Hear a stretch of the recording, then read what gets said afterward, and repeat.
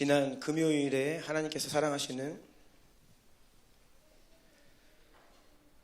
우리 배은정 선교사님께서 하나님 곁으로 부름을 받으셨습니다. 그리고 오늘이 배은정 선교사님의 생일입니다.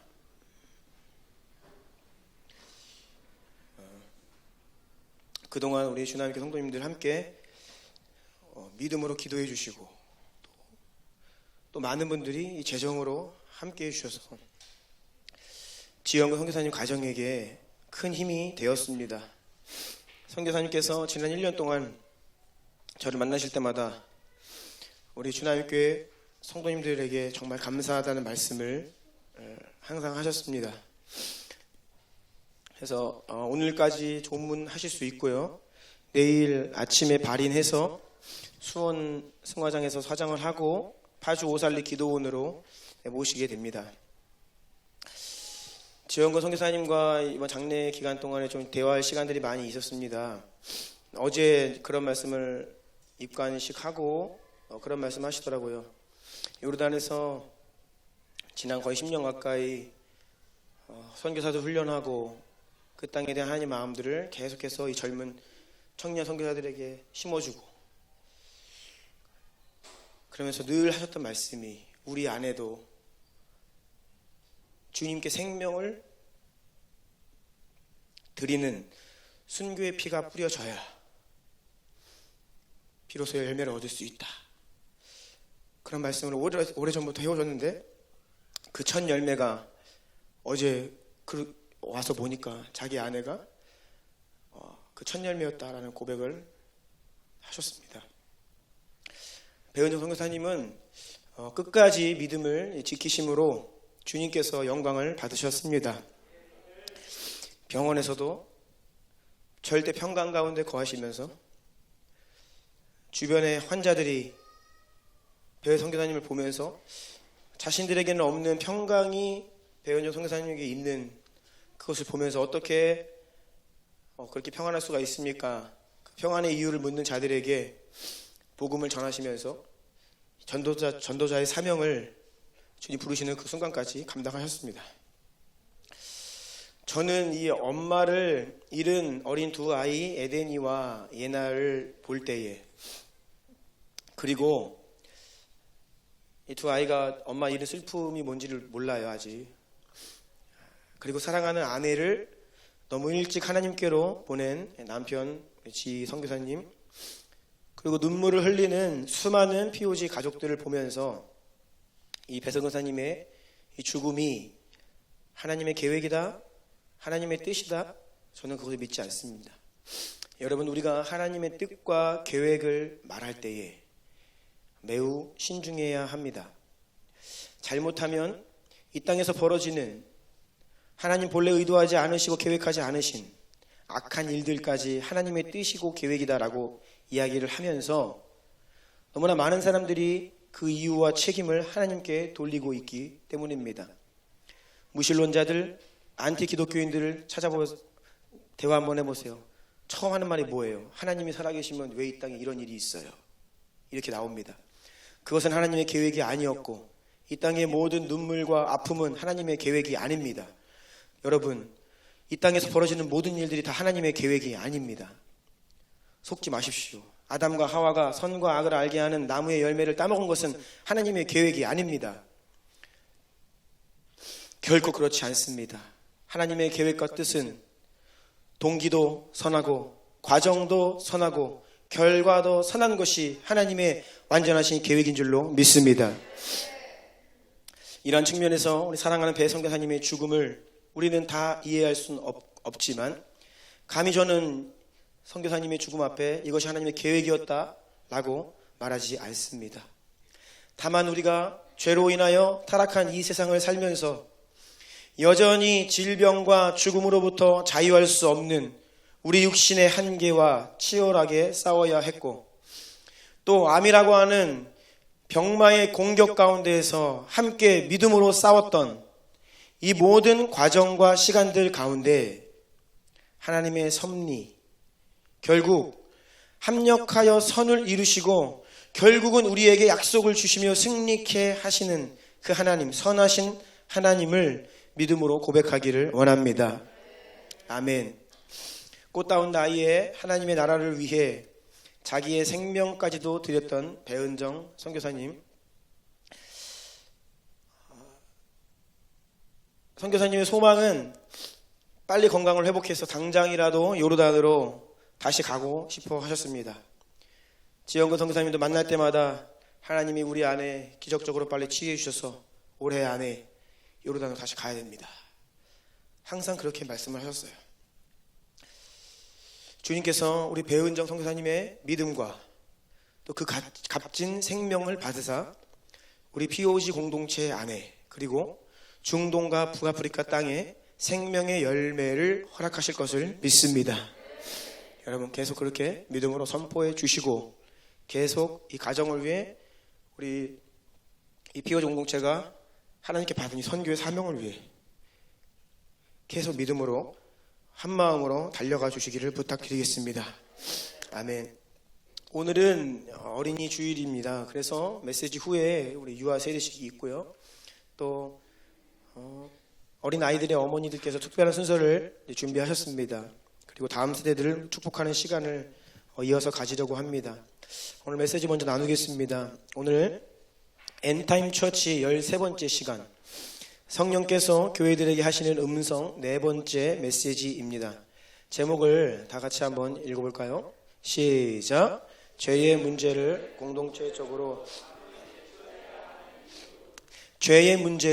공동체적으로 단호히 대처해야 하는 이유라는 제목으로 오늘 말씀을 전하겠습니다. 우리 주변에 있는 분들에게 한번 인사하고 메시지 나눕시다. 예수님만이 유일한 소망입니다라고 인사합시다.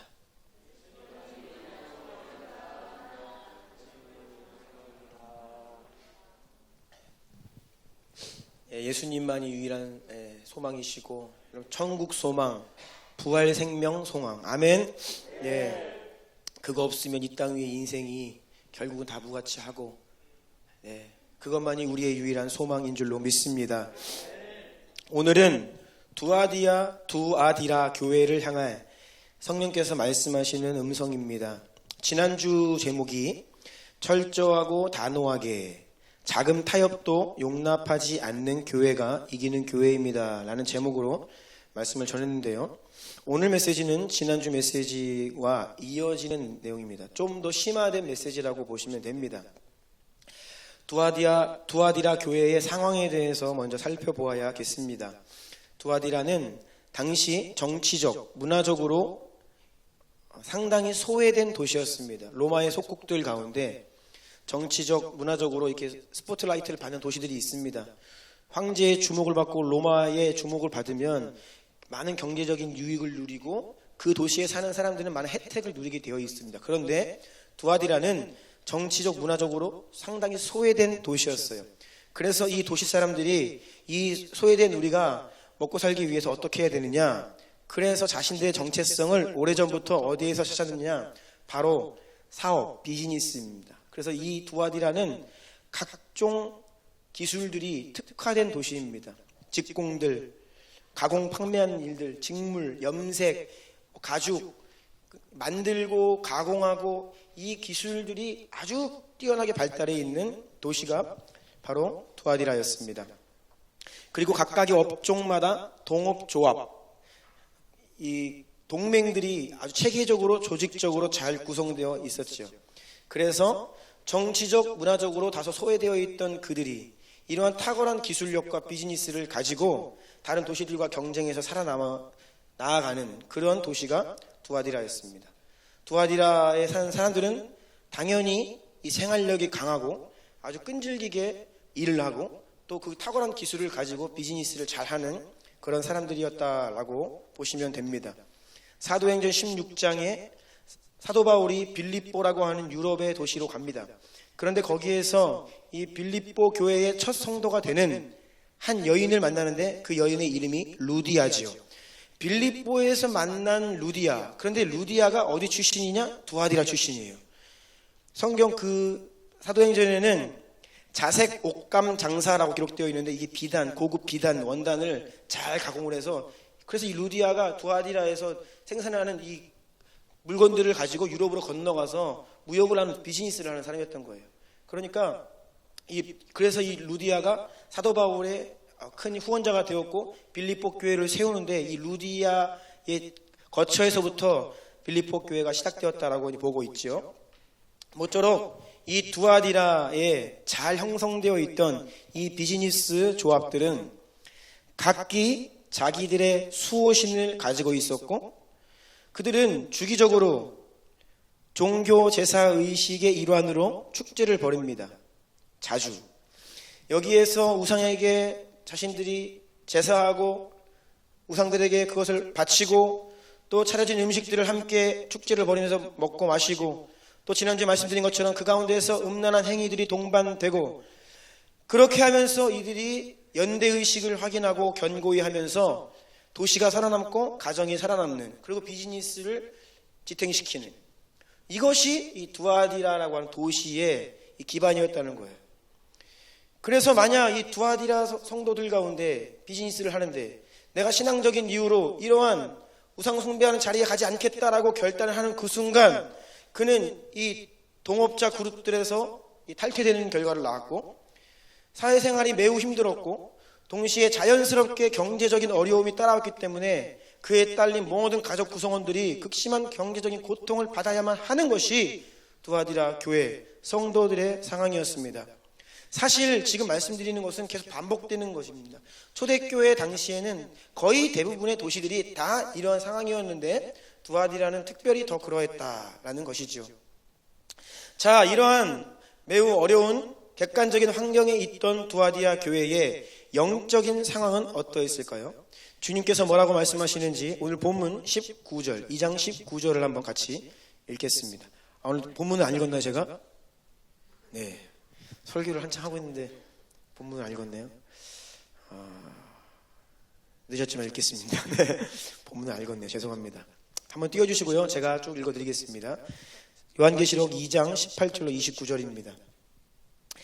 두아디라 교회의 사자에게 편지하라. 그 눈이 불꽃 같고 그 발이 빛난 주석과 같은 하나님의 아들이 이르시되 내가 내 사업과 사랑과 믿음과 섬김과 인내를 아노니 내 나중 행위가 처음 것보다 많도다. 그러나 내게 책망할 일이 있노라. 자칭 선지자라 하는 여자 이세벨을 내가 용납함이니 그가 내 종들을 가르쳐 꾀어 행음하게 하고 우상의 재물을 먹게 하는도다. 또 내가 그에게 회개할 기회를 주었을 때 자기의 음행을 회개하고자 하지 아니하는도다. 볼지어다 내가 그를 침상에 던질 터이요 또 그와 더불어 간음하는 자들도 만일 그의 행위를 회개하지 아니하면 큰 환난 가운데에 던지고 또 내가 사망으로 그의 자녀를 죽이리니 모든 교회가 나는 사람의 뜻과 마음을 살피는 자인 줄 알지라. 내가 너희 각 사람의 행위대로 갚아주리라. 두아디라에 남아있어 이 교훈을 받지 아니하고 소위 사탄의 깊은 것을 알지 못하는 너희에게 말하노니 다른 짐으로 너희에게 지을 것은 없노라. 다만 너희에게 있는 것을 내가 올 때까지 굳게 잡으라. 이기는 자와 끝까지 내 일을 지키는 그에게 만국을 다스리는 권세를 주리니 그가 철장을 가지고 그들을 다스려 질그릇 깨뜨리는 것과 같이 하리라. 나도 내 아버지께 받은 것이 그러하니라. 내가 또 그에게 새벽별을 주리라. 귀 있는 자는 성령이 교회들에게 하시는 말씀을 들을지어다. 아멘. 아멘. 죄송합니다. 말씀을 읽고 시작했어야 되는데.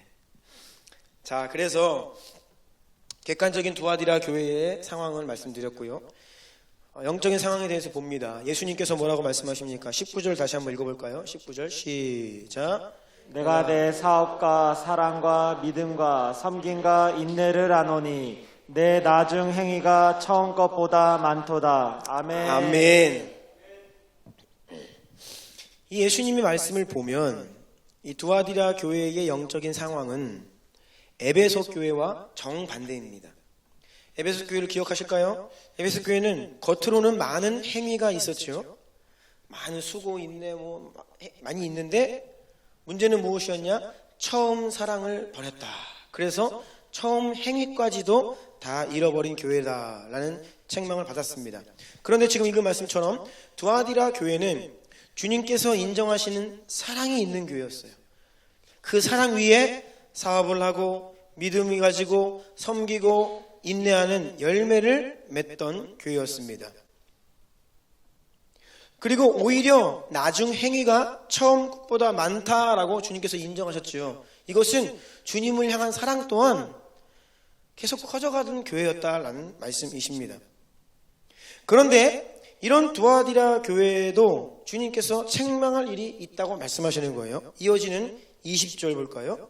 읽겠습니다. 시작.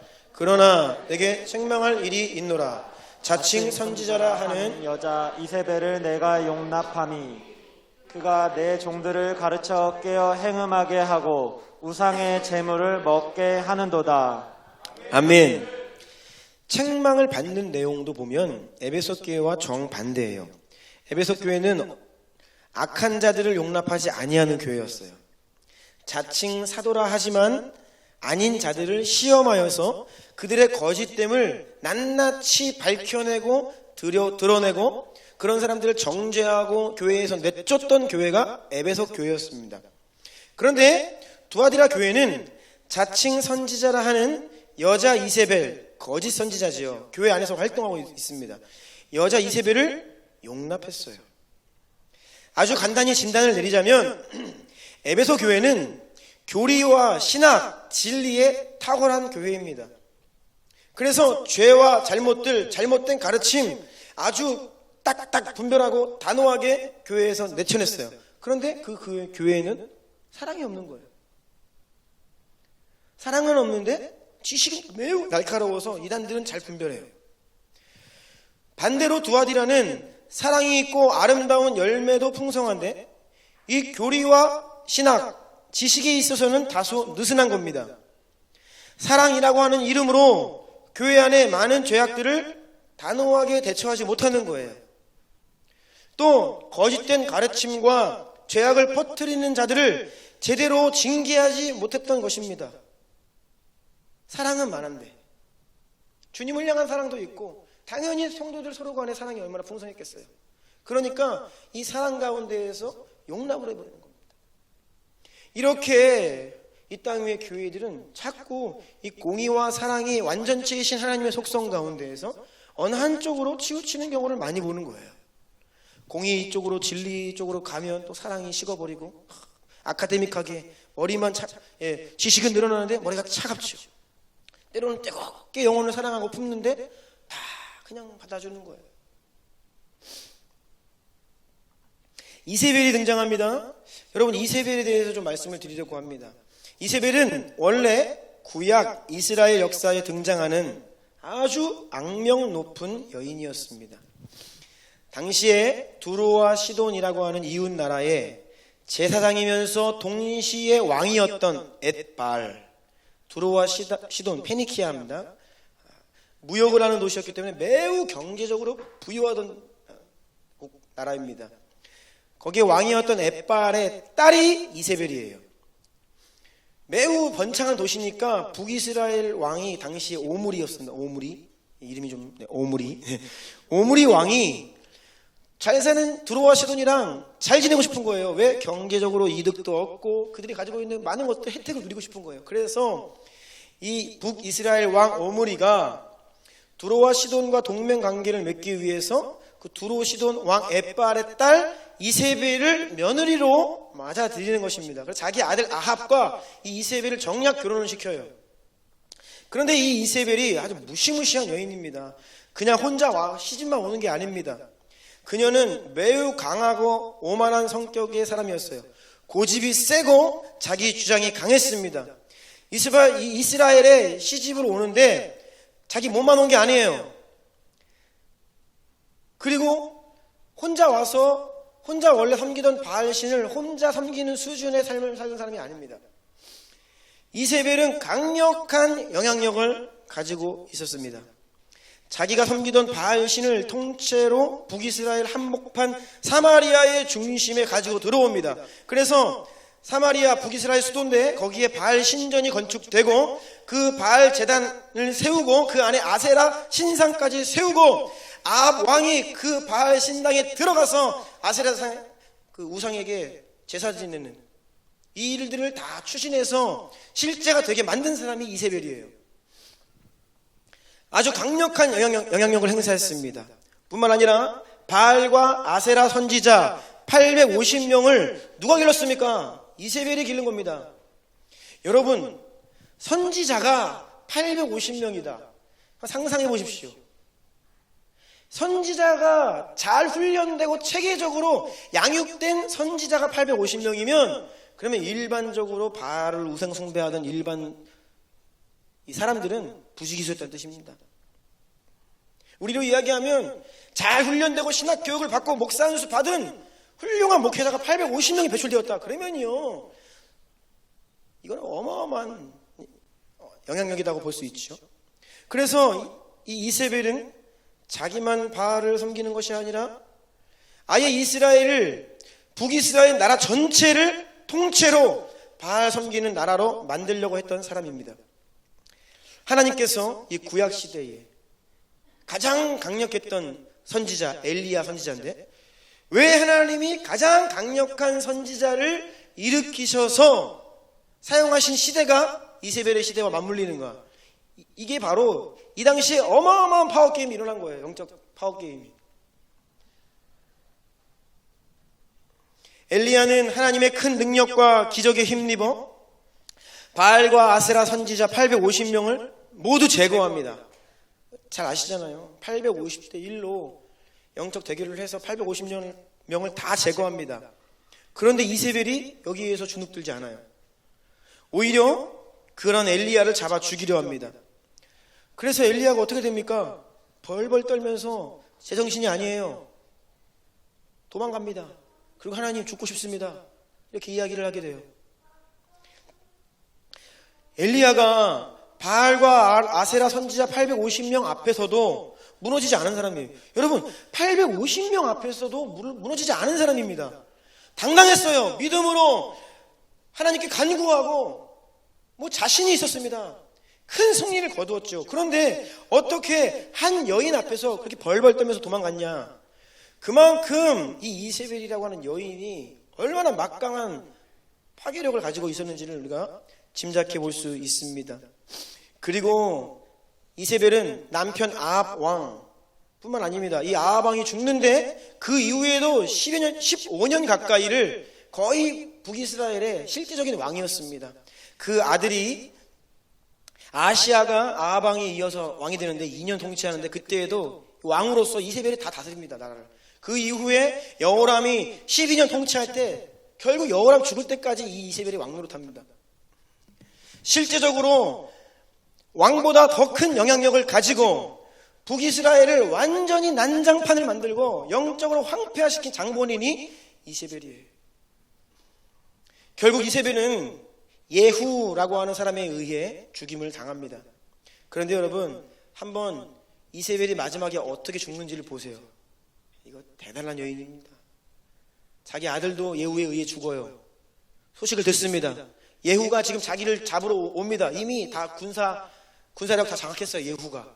이세벨이 곧 죽을 걸 알아요. 예후가 자기를 잡으러 옵니다. 그러면 보통 사람들이 자기 지금 당장 죽으면 벌벌 떨면서 도망을 가든 비굴하게 무릎을 꿇든 하는데 예후가 자기를 죽이러 온다라고 하는 소식을 딱 듣자 이세벨이 어떻게 하는지 아십니까? 눈에 화장을 하고 머리를 꾸미고 창밖을 딱 바라보다가 예후가 딱 성 안에 들어오니까 당당하게 이야기합니다. 너의 주인을 죽인 그대여 평안하냐? 그리고 죽임을 맞이해요. 여러분, 이 이세벨이요 무시무시한 여인입니다. 이 여인이 이름이 1000년이 지난 오늘 요한계시록이 기록되는 당시에 다시 등장하는 거예요. 이 두아디라의 이세벨, 당시 정말 이 두아디라 교회 안에 실제했던 여자 선지자라고 봅니다. 이 거짓 선지자 이세벨이 두아디라 교회 안에서 어떤 일을 행했습니까? 주님의 종들을 가르쳐 꿰어 행음하게 하고 우상의 제물을 먹게 했습니다.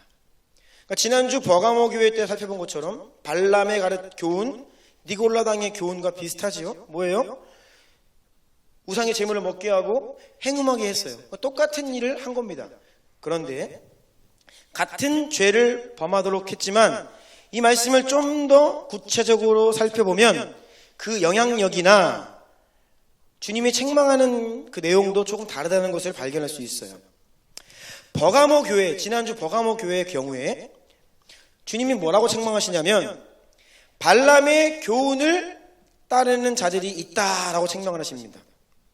또 니골라 당의 교훈을 지키는 자들이 있는데 너희들 회개해라, 돌이켜라. 이게 지난주 버가모 교회를 향한 예수님의 말씀입니다. 다시요. 너희들 안에 발람의 교훈을 따르는 자들이 있다. 니골라 당의 교훈을 지키는 자들이 있다. 회개해라. 이것이 지난주 버가모 교회를 향한 주님 말씀인데 오늘 두아디라 교회를 향해서는 자칭 선지자라 하는 여자 이세벨을 네가 용납했다라고 책망을 하세요. 용납했다. 단순히 이세벨을 다른 사람들을 책망하고 계신 게 아닙니다. 교회가 그것을 용납한 것에 대해서 책망하고 계십니다.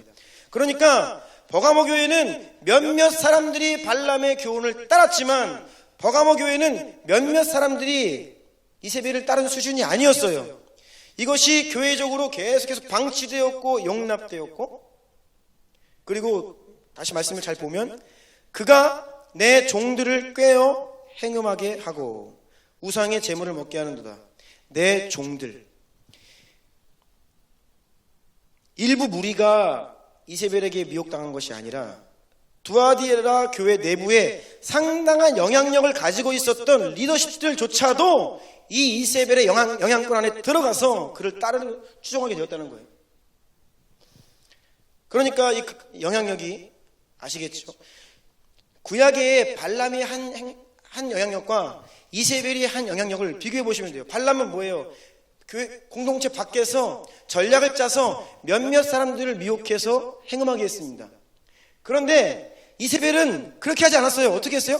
아예 이스라엘 한복판 중심으로 들어와서 왕권을 찬탈해서 강력한 영향력으로 아예 사람들을 거의 이거를 조금 미혹하고 몇몇 무리만 이렇게 하는 것이 아니라 아예 그 공동체 전체를 바알에게, 공동체 전체를 우상숭배하도록 그러한 아주 야심찬 비전을 가지고 그러한 영향력을 가지고 활동했다라는 것을 알 수 있습니다. 이것이 발람과 이세벨의 차이예요. 그래서 예수 그리스도의 종들, 그러니까 주님이 종들이라고 표현하시는 것은 상당한 영향력을 가진 리더십들이라는 뜻입니다. 그리고 이세벨이 850명의 선지자들을 체계적으로 길러냈잖아요. 그러니까 이세벨은 지금 이 두아디라 교회 안에서도 이 일을 하고 있습니다. 자기가 그냥 우상 숭배하고 죄짓고 몇몇 사람들 미혹해서 그냥 같이 죄짓자 이 정도 수준이 아니라 체계적으로 자신이 가지고 있던 이 잘못된 사탄의 영적 DNA를 교회 안에 이식시키는 일들을 하고 있었어요. 그래서 23절을 볼까요? 요한계시록 2장 23절 같이 읽겠습니다. 시작. 또 내가 사망으로 그의 자녀를 죽이리니 모든 교회가 나는 사람의 뜻과 마음을 살피는 자인 줄 알지라. 내가 너희 각 사람의 행위대로 갚아주리라. 아멘. 아멘. 뭐냐면 두아디라 교회 안에 그의 자녀 이세벨의 영적 DNA로 낳은 영적 자손들이 있다는 거예요. 교회 안에 이세벨의 후손들이 있다는 겁니다.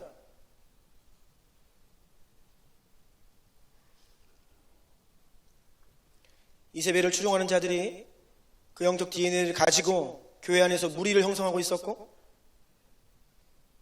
그래서 주님은 이것을 지금 책망하고 계신 거예요.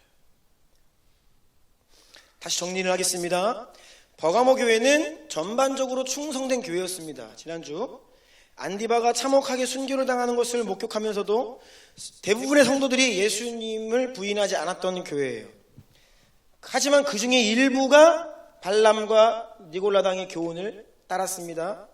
그 범죄를 주님 책망하셨어요. 그런데 두아디라 교회는 여기에서 한 걸음 더 나아가 이세벨의 교회 안에 중심에 들어와서 영향력을 행사하고 자신의 영향력 가운데 있는 사람들을 조직하고 그 가운데 교회의 리더십들도 몇몇 포함되어 있고 그 영향력에 상당하여 영적 자녀들을 낳고 있는 상황이 바로 두아디라 교회였다는 것입니다.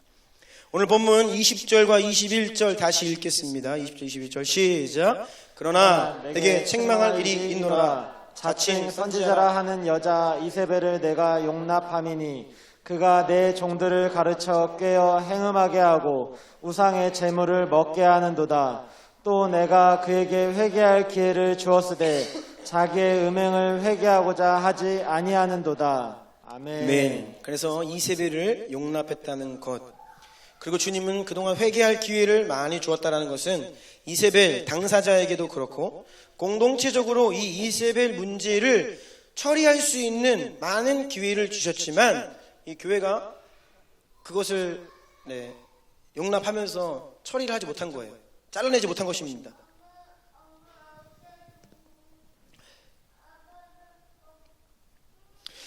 그래서 두아디라 교회 성도들 개개인 수준에서 타협한 것이 아니라 공동체적으로 이 문제에 대해서 단호한 태도를 취하지 못한 것을 주님께서 말씀하고 계십니다. 하나님께서 인정하시는 사랑이 역사하는 두아디라 교회인데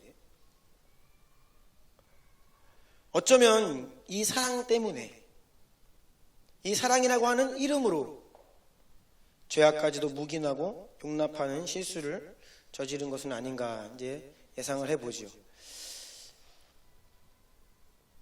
이세벨을 교회가 드러내고 그 죄를 정확하게 지적을 하고 징계를 하고 회개할 것을 요구하고 그렇지 않으면 출교를 시키고 하지만 그 일을 하지 않았다는 것입니다. 방치했다, 용납했다. 그러니까 시간이 지나면서 교회 안에서 점점 더 큰 영향력을 형성하고 잘못된 길로 가는 영적 자녀들을 낳고 이런 일들이 벌어졌다는 것이죠. 여러분, 작은 타협으로 인해 우리 안에 죄가 들어오고 그렇게 여러분 각각의 개인의 인생 가운데 그 타협을 통해 어떤 원수의 공격이 들어오고 죄가 틈타고 그러면요, 시간이 계속 지나가잖아요. 죄는요, 원수는요, 거점을 딱 잡으면 절대 거기에서 만족하지 않습니다. 거점을 잡는 이유가 무엇입니까? 그 근거지를 베이스로 하여 영향력을 확장시켜 나아가기를 원하는 것이 사탄이 하는 짓입니다. 그러면 시간이 지나면요, 자기 안에서도 그 죄의 영향력이 커지는 거예요. 마음 관리하지 않고 감정 관리에 우리가 계속 당하고 죄를 끊어내지 못하면 시간이 지나면서 점점 더 그 영향력이 커지는 겁니다. 그러면 그 영향력이 나만 망가뜨리는 것이 아니라 어떻게 돼요? 나를 떠나서 주변으로 퍼져갑니다. 그러면서 그들이 그룹을 짓게 됩니다.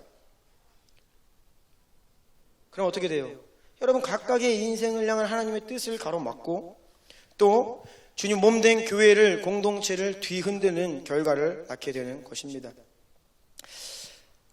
사랑하는 성도 여러분, 죄악에는 정도와 영향력에 있어서 단계가 있어요.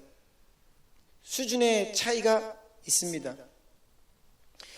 우리가 어떤 잘못된 사상에 빠진다, 어떤 죄를 범한다, 아니면 오늘날 강력한 이 인본주의의 영향 가운데서 우리가 인본주의에 빠진다 라고 했을 때 단순히 조금 영향받고 공격받는 수준이 있고 좀 더 나아가면 그걸 한번 따라가 보는 수준이 있고 더 나아가면 거기에 완전히 심취해서 그 사람이 장악되는 단계가 있고 더 나아가서는 나뿐이 아니라 옆에 있는 사람들까지도 이것을 전파하고 오염시키고 그 사람까지도 끌고 가는 이런 다양한 단계의 영적인 상태가 있다라는 것이죠.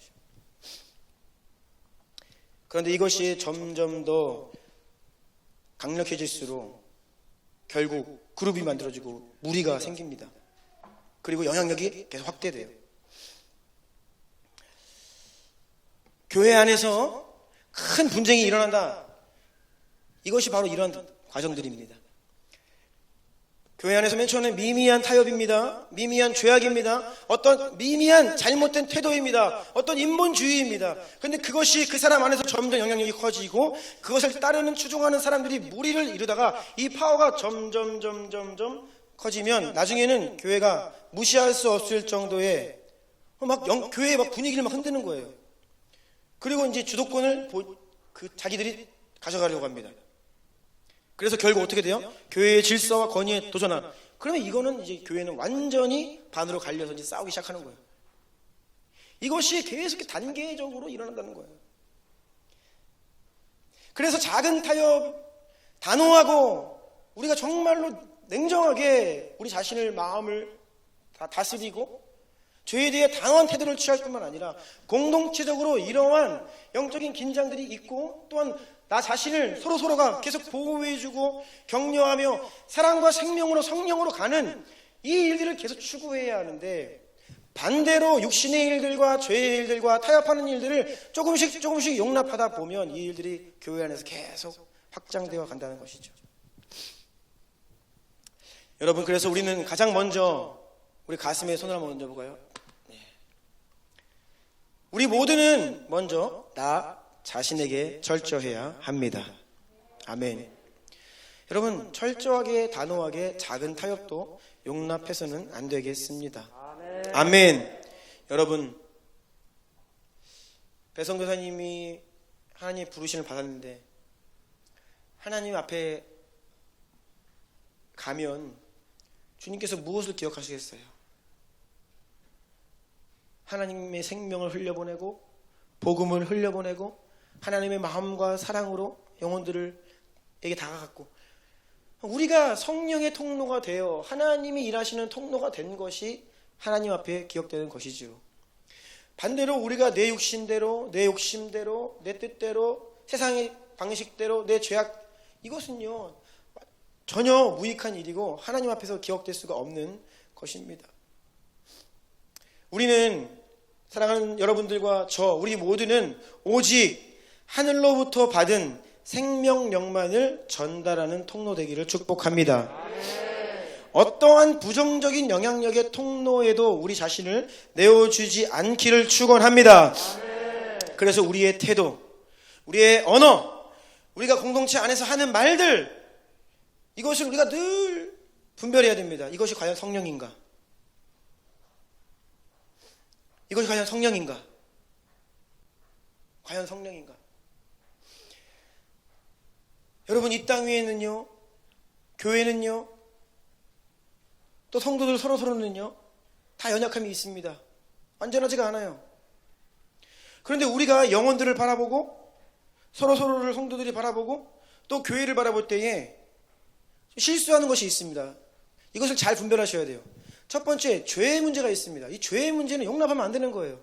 죄의 문제는 이야기를 해주고 회개하고 돌이키고 무릎 꿇고 주님께로 돌아오도록 이것들은 이야기해주고 책망해야 되는 부분이요. 이게 죄입니다. 반대로 연약함이 있어요. 그리고 연약함은요, 지적하고 물론 이야기할 수 있죠. 하지만 그것들은 우리가 품어주고 감당해주고 선한 길로 올 수 있도록 돕고 섬기게 되는 영역이에요. 그런데 우리는 마치 죄를 대하듯이 연약함을 대할 때가 있어요. 우리 스스로가 그것을 잘 분별해야 됩니다. 마치 죄를 대하듯이 연약함을 대해요. 교회도 마찬가지입니다. 성도들을 대할 때에 연약함에 대해서는 사랑으로 품습니다. 하지만 죄에 대해서는 단호해야 되는 것이에요. 이 두 가지의 경계선이 모호할 때에 교회 안에 이 잘못된 영향력들이 계속 커진다는 거예요.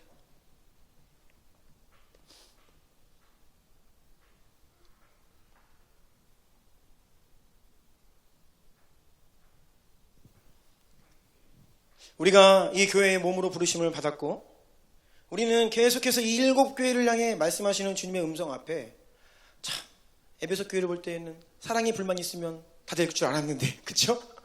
사랑이 불만 타오르면 게임 끝일 줄 알았는데 아니에요. 교회는요 매우 통합적이고 정말 너무나 다양한 영역에 우리를 계속해서 면밀히 살피고 주님 진리와 성령 앞으로 우리를 깨우며 인도해야 될 많은 영역들이 있는 것이에요. 그래서 여러분, 우리가 이 교회의 몸으로 부르심을 받았고 이 교회를 든든히 세우고 이 교회가 하나님 앞에 영광스럽게 쓰임 받는 것을 우리가 바라고 꿈꾸고 갈망하기 때문에 우리는 계속해서 성령을 따라 말하는 연습을 해야 합니다. 성령을 힘입어 서로를 대하는 연습을 해야 합니다. 공동체를 세우고 살리는 말을 해야 합니다. 인간적인 말은 안 돼요. 현실을 이야기한다라고 하면서 인간적인 말들은 도움이 안 됩니다. 섬기고 세우고 정말로 잘못한 것이 있고 교회가 죄를 행했을 때는 그것을 단호하게 공동체적으로 그것을 대해야 되죠. 그렇지 않은 문제에 대해서 우리가 자꾸 인간적인 말들을 하면 교회가 계속해서 그런 영향력들이 커져간다는 것을 우리 기억해야 돼요. 이세벨이 어느 한순간 나타나는 것이 아닙니다. 그는 처음부터 이스라엘 한복판에 자리를 꿰차가지고 그런 강력한 영향력을 행사했던 것이 아니에요. 조금씩 원수는요 여러분을 향해 우리 교회를 향해 그런 야심찬 아주 포부를 가지고 있어요. 조금 죄짓게 하고 끝내는 게 아닙니다. 조금 한두 사람 조금 힘들게 하고 끝내는 게 아니에요. 어떻게 하면 저 인생을 내가 장악할까? 어떻게 하면 내가 저 교회를 쑥대밭을 만들까? 그러기 위해 빈틈을 노리고 찾고 공격하는 것이죠. 여러분 영은 눈에 보이지 않아요. 하지만 한번 따라해 보세요. 영은 실제다. 네. 영은 눈에 보이지 않지만 실제입니다. 성령 하나님 실제이시고 저 여러분 우리의 속사람의 우리의 영도 분명히 있지만 눈에는 보이지 않죠. 악한 영들도 눈에 보이진 않지만 실제예요. 그 무엇보다 실제적인 것이 영입니다. 영. 눈에 보이는 세상은 또 눈에 보이는 어떠함들은 다 영적인 본질이 육신의 세계 가운데 드러난 열매일 뿐입니다. 그래서 여러분 영이 역사하면 반드시 열매를 맺습니다. 성령은 성령의 열매를 맺고 반대로 나쁜 영은 악한 영은 나쁜 열매를 맺습니다. 성령이 역사하시잖아요. 그곳에 하나님 나라의 공동체가 든든히 세워집니다. 그러니까 성령의 열매는 뭐예요? 교회예요. 공동체입니다. 이것이 성령이 역사할 때에 나타나는 열매예요.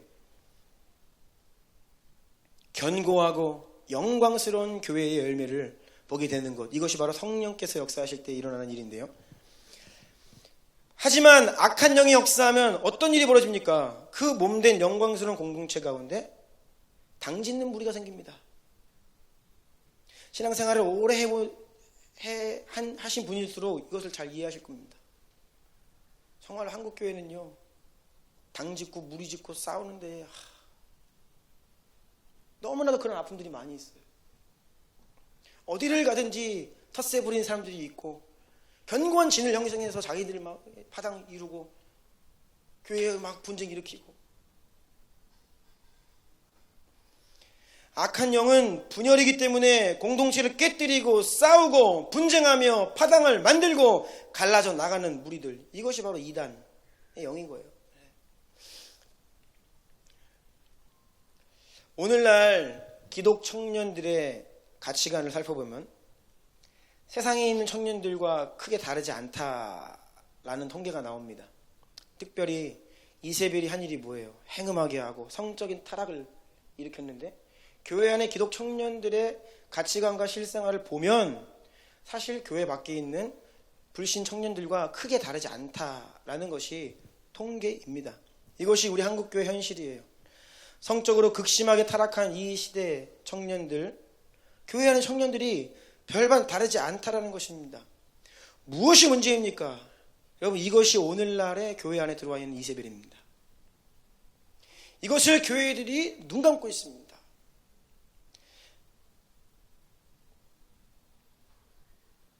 제 주변에도 청년 사역하는 목사님들, 동기 목사님들 많이 계신데 제가 물어보죠. 그 청년들 교회 밖에서 무슨 일을 하고 다니는지 아세요? 그것에 대해서 이야기합니까? 대부분 거기에 대해서 노코멘트입니다. 뭐 이성교제, 뭐 누구랑 뭐 얼마나 사귀었어, 뭐 이런 거 있잖아요. 성적인 부분, 순결, 하나님이 강력히 말씀하시는 이런 거에 대해서 거의 이야기하지 못하죠. 왜요? 요거 한번 이야기하기 꺼내면 시작하면요, 대부분의 공동체들이 아주 쑥대밭이 될 수 있습니다. 왜요? 현실이 처참하기 때문에. 그 현실을 알면서도 여전히 그것들을 용인하고 있고 타협하고 있어요.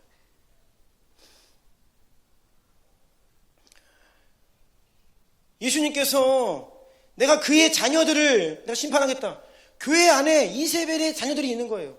예수 그리스도의 자녀들이 있어야 될 교회에 이세벨의 자녀들이 있다는 것입니다. 오늘날 교회도 마찬가지예요. 거룩하고 순결한 영적 자녀들이 되어야 할 다음 세대 청년들이 주일에 교회에는 와서 앉아 있는데 세상의 자녀가 되어가고 있는 거예요. 뭘 따라갑니까? 성공을 쫓아 살고, 돈을 따라 살고, 쾌락을 따라 살고. 요즘에는요 더 극심해졌지요. 막 주식 열풍입니다. 막 있는 거 없는 거 다 끌어다가 그냥 주식에 올인했다가 다 잃어버리고 이런 일들. 그래서 보니까 영끌 뭐 이런 말도 있더라고요. 영혼까지 끌어가지고 주식에 갖다 바친다. 이런 말을 하더라고요. 영혼을 끌어가지고 주님께 바쳐야지 왜 주식에 갖다 바쳐요 그거를. 그럼 이런 사회적인 관심들이 세상에만 있는 것이 아니라 기독 청년들에게 그대로 있다는 거예요. 주일날 예배 잠깐 드리고 나아가면 똑같이 산다는 거예요. 그런데도 교회는 타이밍을 놓쳤습니다. 너무나 오랫동안 용납해 왔어요. 그 부분에 대해서 노코멘트 해왔습니다. 오늘날의 청년들 한번 이곳에 계신 청년들 한번 들어보세요. 교회와의 연결이 매우 느슨합니다. 만약에 교회에서 여러분들의 이성교제 터치한다 그러면 그걸 어디 프라이버시인데 교회가 목사님이 이상하네 그 교회. 보통 그럴 것입니다. 우리 한나 자매 우리 강석 간사님 지난 몇 개월 동안 이렇게 했던 거 누가 들으면 니네 교회 이상하다 그럴걸요? 왜 목사님이 그런 거까지 간섭해?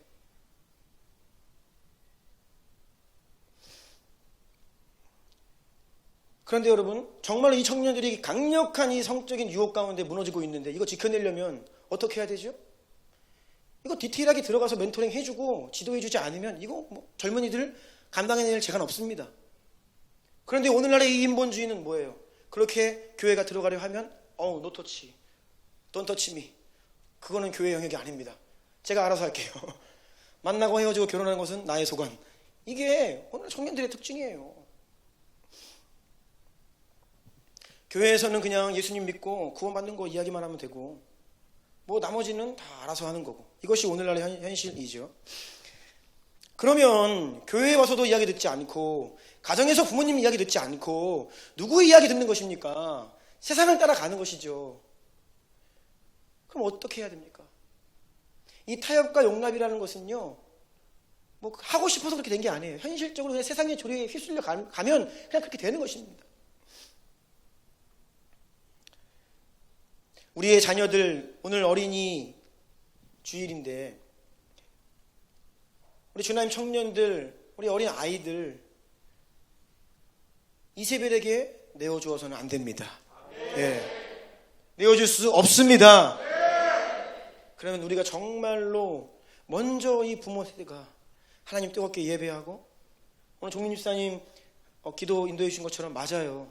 이렇게 살아라고 이야기하는 것이 아니라 같이 이렇게 예배하자, 같이 이렇게 살자, 같이 이렇게 주님을 위해 헌신하자, 같이 가는 것이죠.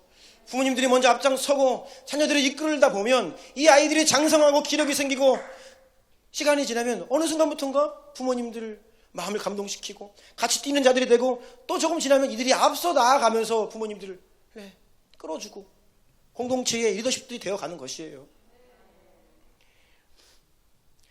더 이상 주일날 한 번 와서 예배 잠깐 드리고 가는 수준의 그 일들 가지고는 다음 세대들을 지켜낼 수가 없습니다. 여러분 그것은 타협이에요. 우리 부모님들 자녀 신앙 주일날 한 번 교회 와서 교회 학교 부서 1시간 보낸다고 애들의 신앙이 만들어지는 것이 아닙니다. 절대로 그렇게 해서 만들어지는 것이 아니에요. 한국교회 가운데 그렇게 거의 대학 갈 때까지 20년 가까이 교회 학교에 머물렀지만 교회를 떠나는 아들이 너무나 많아요. 교회 안 빠지고 와서 1시간 앉아 있다고 그들의 신앙이 지키시는 것이 아닙니다. 무엇이 우리 자녀들의 믿음의 유업을 그들에게 전수합니까? 부모님들이 가정 안에서 예배하고 기도하고 믿음의 말을 하고 믿음의 삶을 살고 함께 예배하고 이것만이 우리의 자녀들을 주님께로 이끌 수 있는 방법이에요. 아멘. 네. 말씀을 좀 마무리하려고 하는데요. 예배팀 잠시 나와주시고요.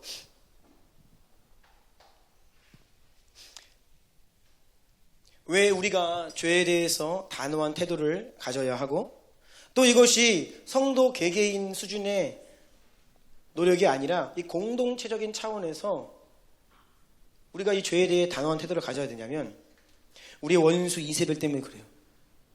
여러분 다시 기억하십시오. 이세벨의 목표는 일부를 조금 미혹하고 그치는 것이 아닙니다.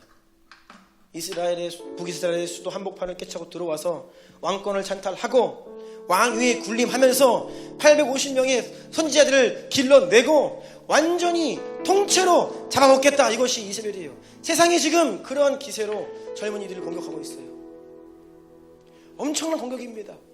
어떻게 이것이 이 세상 가운데 우리 자녀들을 보호할 수 있을까요? 우리가 교회라고 하는 이 영적 커버링 안으로 들어와야 됩니다. 그리고 어머니 아버지들이 이 교회 안에서 영적 훈련을 받으시고 권위를 받으시고 교회 안에서 똑같이 그 자녀들에게 가정이라고 하는 하나님을 섬기는 우리 집은 예수님만 섬기는 가정이야. 그것을 선포하고 자녀들에게 어렸을 때부터 그것을 말해주고 그들의 심령 가운데 이 생명을 진리를 선포해주고 새겨주고 그러면서 이들이 세상에 나아갈 때에 하나님께 의탁하며 계속 기도하고 중보하고 사랑으로 안고 이끌고 같이 뛰고 그렇게 해야 이 강력한 이세벨로부터 우리의 자녀들을 지켜낼 수 있다는 것입니다. 아멘. 아멘. 여러분 사랑으로 죄를 용납하는 게 아닙니다. 연약함은 품고 죄에 대해서는 단호해야 합니다. 네. 조금만 타협하면 점점 더 영향력을 행사하려 듭니다. 그래서 여러분 지난주에 이어서 오늘도 여러분 안에 개개인적으로 또 가정 안에 특별히 이 공동체 안에 내가 타협하고 있는 부분들 성령을 따라 하지 않는 것들이 있는가 이것들에 대해 우리가 단호하게 예수의 이름으로 그것들을 내쳐내기를 축복합니다. 그리고 서로가 홀로 안 되지요. 계속 권면하고 서로를 일깨워야 됩니다. 우리 성령을 따라 말합시다라고 이야기해야 되고 우리 육신적인 말을 하지 맙시다 이야기해야 되고 우리 인간적인 수준에서 머물지 말고 우리는 영적인 사람이 되고 영적인 교회가 되고 영적인 가족이 되기를 원한다고 계속해서 그렇게 서로 돌아보아 사랑과 선행을 격려하는 주님의 교회 되기를 축원합니다. 우리 한번 기도하겠습니다. 하나님 이 강력한 이세벨 결코 용납하지 않는 우리 주님 교회가 되게 하옵소서. 결코 용납하지 않는 우리의 가정이 되게 하옵소서. 결코 용납하지 않고 타협하지 않는 내 인생이 되게 하여 주시옵소서. 우리의 자녀들은 세상의 자녀들이 아니라 오직 예수 그리스도의 자녀들 주님의 영적인 아들 딸들이 될 것임을 믿음으로 선포합시다. 우리 두 손 들고 주의 이름 부르며 이 교회와 우리의 가정과 우리의 자신과 우리의 자녀를 주 앞에 올려드리며 한번 주의 이름 3번 부르고 기도하기를 원합니다. 주여